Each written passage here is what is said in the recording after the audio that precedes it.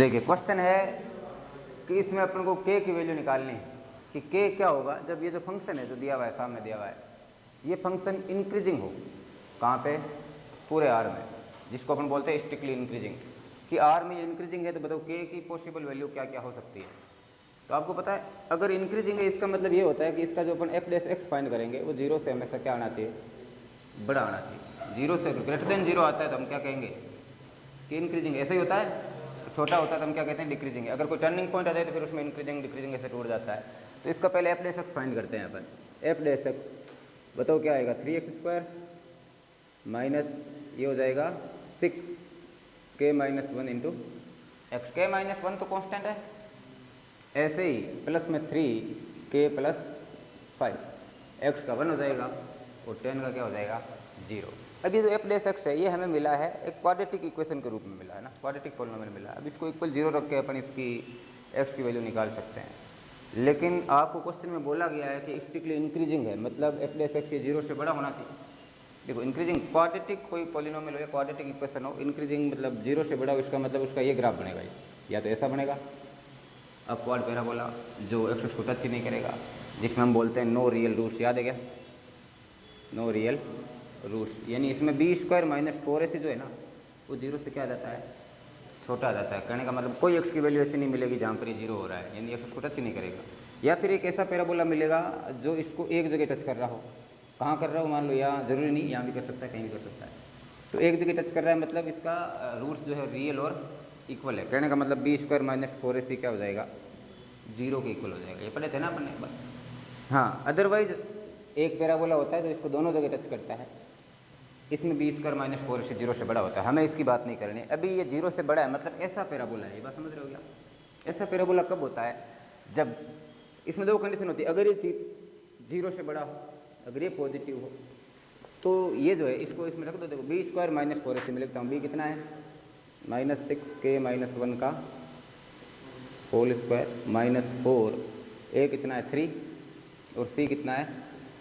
3k + 5। ये 0 से क्या होना चाहिए? ग्रेटर देन होना चाहिए या फिर लेस देन होना चाहिए? ये बात सोच के देखो, ग्रेटर देन होना चाहिए क्या? b² - 4ac 0 से बड़ा होना चाहिए, छोटा होना चाहिए? बताओ। इस पैराबोला के लिए b² - 4ac क्या होगा? 0 से छोटा। तो यहाँ पे अपन ने ये क्या लिखा है? b² - 4ac तो लिखा है, ये 0 से क्या होना चाहिए? छोटा होना चाहिए, तभी तो ये पॉजिटिव आएगा। कोई भी इक्वेशन हमेशा पॉजिटिव कब होगी? इसमें ही तो होगी। इसमें देखो, इसमें आप x की कोई भी वैल्यू डालो, आंसर हमेशा क्या आएगा? प्लस ही आएगा। इसमें भी प्लस आएगा। इसमें ऐसा नहीं है ना, कभी कभी माइनस आ रहा है, एक्स के नीचे की ओर मतलब माइनस आ रहा है, ऊपर की ओर प्लस होता है। इसमें और इसमें प्लस आता है। समझ हमारी बात? तो इसके लिए क्या जरूरी है? b² - 4ac या 0 से छोटी हो या 0 से इक्वल भी कह सकते हैं अपन। तो बताओ इक्वल भी लगाते हैं। अच्छा अब बताओ यहाँ से क्या आएगा? कुछ कॉमन आ रहा है क्या? ये 36 हो रहा है, 36k - 1 का होल स्क्वायर माइनस ये हो गया तुम्हारे 36 ही हो गया k + 5, ये 0 से छोटा हो। इसको सोल्व करते हैं। 36 तो कॉमन आ जाएगा। k - 1 का होल स्क्वायर क्या होता है? k² + 1 -2k -k - 5 is less than equal 0। आगे बोलो। देखिए k² - 2k कितना हो गया? माइनस का 3k + 1 और -5 कितना हो गया? माइनस का 4 लेस देन इक्वल 0। इसको फैक्टराइज कर सकते हैं अपन। यहाँ से k की वैल्यू आ जाएगी। इसको फैक्टराइज करेंगे तो बताओ 3 के टुकड़े मल्टीप्लाई करने पर आए 4 और ऐड करने पर माइनस करने पर आए 3। बताओ ऐसे दो नंबर, बताओ क्या लग रहा है? इसको फैक्टराइज करो जल्दी, बताओ तो। 4 और 1 माइनस का 4 और प्लस का 1, तो मैं ऐसे लिख दूँ k² - 4k + k - 4 equal 0। Equal और लेस देन दोनों ही है। इन दोनों में से k कॉमन आएगा, k - 4। इन दोनों में से +1 आएगा, k - 4 लेस देन इक्वल 0। ऐसे तो मिलेगा k - 4 और k + 1 ऐसे मिल गया। यहाँ लिख रहा हूँ k - 1 और k + 4, उल्टा लिख दिया है। k - 4 है और k + क्या है? 1 है, लेस देन इक्वल 0 है। अब बताओ ये लेस देन इक्वल 0 कब होगा? इसको सोल्व करने के लिए जब दो चीज़ें मल्टीप्लाई में आ जाए, इक्वल कब होगा? ये तो पता लग रहा है k की वैल्यू 4 पर होगा और -1 पर होगा। तो इसको वेरी करो मेथड से अपन देख सकते हैं। चलो -1 और 4 बनाते हैं, -1 और 4। अब आपको देखना है कि लेस देन होना चाहिए जीरो से, मतलब नेगेटिव होना चाहिए।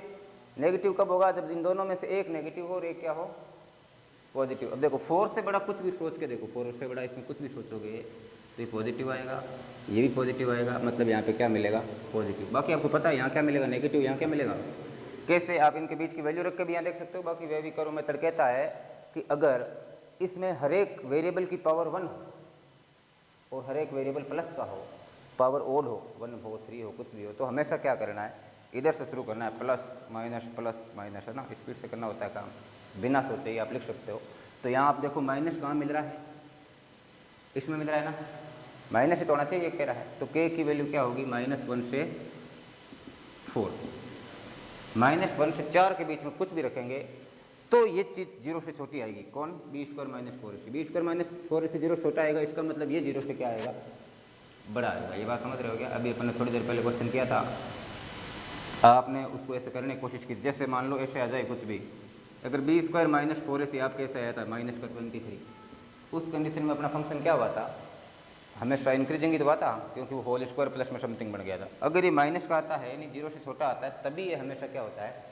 इंक्रीजिंग होता है। जब भी क्यूबिक से सोल्व करते समय अपन डिफ्रेंशिएशन करके स्क्वायर वाला निकाले, वो स्क्वायर वाले जो इक्वेशन है ये वाली, ये हमेशा 0 से बड़ी तभी हो सकती है जब b² - 4ac या तो 0 हो जाए या 0 से छोटा हो जाए। 0 हो जाए तो भी हमेशा 0 से बड़ा होगा। समझ हमारे दोनों रूट इक्वल आते हैं।